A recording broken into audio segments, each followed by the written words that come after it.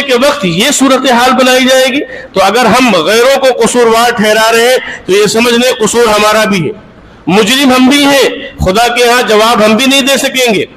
اور اسی طریقے سے بہت سے ایسے واقعات ہیں. پونا کا ایک واقعہ مولانا عمرین صاحب نے بتلایا کہ ایک پروفیسر صاحب پونا کالج, بڑے کالج کے, انہوں نے کہا ہماری یہاں ایک بچی بہت اچھی پاکیزہ پاک دامن بچی, نظروں کی حفاظت کرنے والی, اور اس کے بعد میں وہ بچی اس نے ہمارے یہاں تعلیم حاصل کی.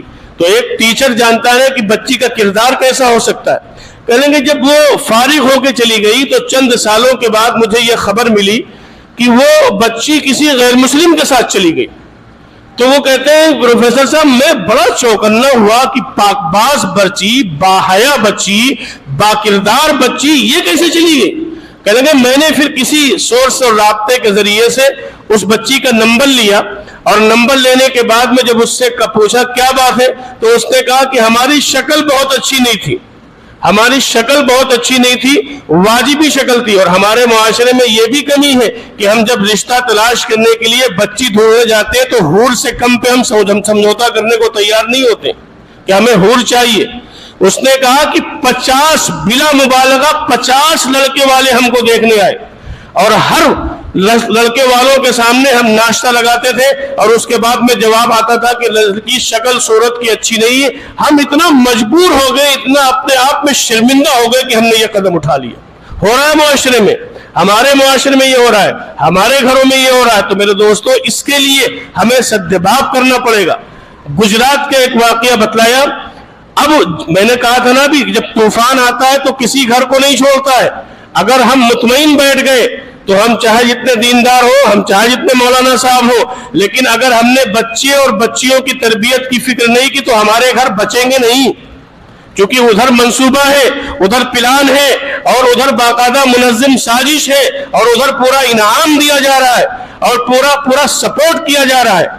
تو ان حالات میں اگر ہم نے فکر نہیں کی اور ہاتھ ساتھ نہیں چلے تو حالات بہت خراب ہے.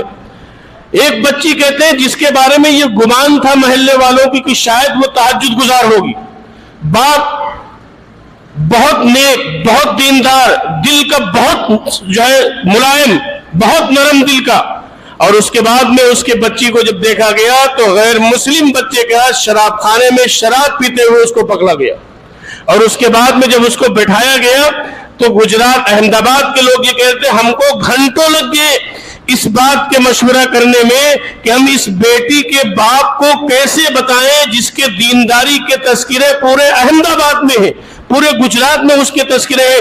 کہیں ایسا نہ ہو کہ ہم اس بچی کے بارے میں ان کو بتائیں اور وہ برداشت نہ کر پائے, ان کا دل کا اٹیک پڑ جائے, دل کا دورہ پڑ جائے. یہ صورتحال ہے میرے دوستو. ان صورتحال سے نمٹا کیسے جائے گا, ان صورتحال سے ہم اپنے آپ کو بچا کیسے سکتے ہیں؟ تو ایک تو تعلیم کے ساتھ ساتھ تربیت کی بہت سخت ضرورت ہے. اگر تربیت نہیں ہوگی گھر میں, اگر اللہ اور اس کے رسول اور بزرگوں کے تذکرے نہیں ہوں گے تو میرے دوستو اس طوفان سے بچنا اور بچانا بہت مشکل ہو جائے گا. ہم یہ سمجھتے ہیں کہ ہم جس دور سے ہم گزر رہے ہیں اس وقت, ہم اور آپ گزر رہے ہیں جس زمانے میں, ہم اپنے بچوں اور بچیوں کے دلوں میں توحید کو بیٹھا نہیں پا رہے. ہم اپنے بچے اور بچیوں کے ذہنوں میں اسلام کی عظمت کو نہیں بیٹھا پا رہے.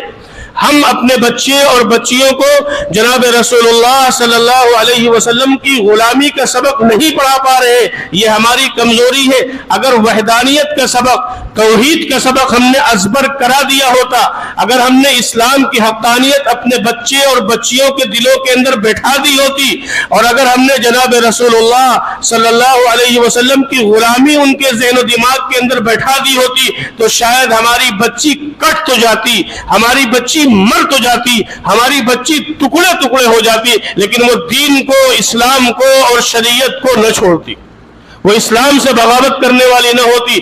اس دور میں ایک المیہ یہ ہے کہ ہم سمجھا نہیں پا رہے, ہم بچوں اور بچیوں کے ذہن و دماغ میں توحید کو, ایمان کی عظمت کو, اللہ کے یقین کو ہم نہیں بیٹھا پا رہے. یہ ہماری ایک کمزوری ہے میرے دوستو. دوسری طرف ایک چیز اور ہے جو میں نے بہت غور کیا, کئی لوگوں سے مشورہ کیا کہ ہمارے سماج میں ایک چیز اور ہے جو نقصان ہے. وہ یہ نقصان یہ ہے کہ اگر کوئی بچی چلی گئی کہ کسی غیر مسلم کے ساتھ، تو وہاں منصوبہ یہ ہے، وہاں پلان یہ ہے کہ اس کو کچھ دن رکھنا ہے اور اس کو رکھنے کے بعد میں اس کو چھوڑ دینا ہے۔ اب اس کو چھوڑ دینا ہے، دوسرا وہاں پلان یہ ہو رہا ہے کہ اس کو قتل کر دینا ہے۔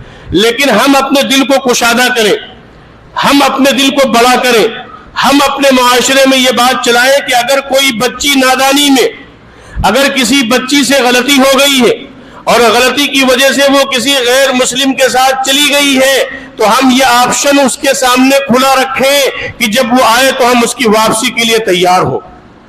یہ رکھنا پڑے گا آپشن، کیونکہ اس کے علاوہ کوئی حل نہیں ہے۔ وہاں جانے کے بعد میں اس کو بے وفائی ملتی ہے، وہاں جانے کے بعد میں اس کو دھوکہ ملتا ہے، وہاں جانے کے بعد اس کو فراڈ ملتا ہے۔ اس کے سامنے دو آپشن ہوتے ہیں، یا تو وہ خودکشی کر لے اور یا وہ اپنے جسم کو بیچنے کے لیے آمادہ کر لے۔ تیسرا آپشن نہیں ہوتا ہے، دل کشادہ کرنا